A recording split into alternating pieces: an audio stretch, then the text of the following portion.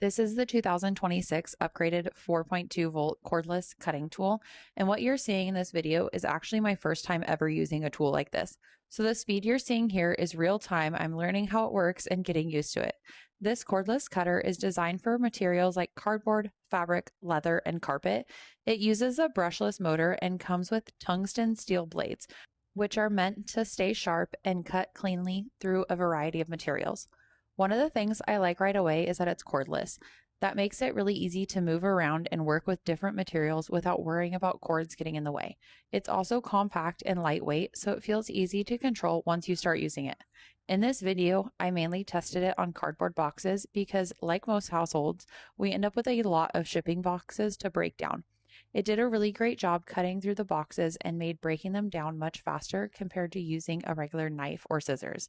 I did try pushing it a little further and tested it on 2 layers of the thickest cardboard I had, and it didn't really like going through both layers at once. But when I switched to cutting just a single layer of cardboard, it worked great and cut smoothly without any issues. Another nice feature is the LED display, which shows the battery level. That's really helpful because you can quickly see how much power you have left and know when it's time to recharge it. Since this was my first time using a tool like this, it did take a little bit of getting used to at first. Learning how to guide it along the cut and control the direction takes a few minutes, but once I got the feel for it, it became much easier to work with. Overall, this is a really handy tool, especially if you regularly need to cut cardboard or similar materials.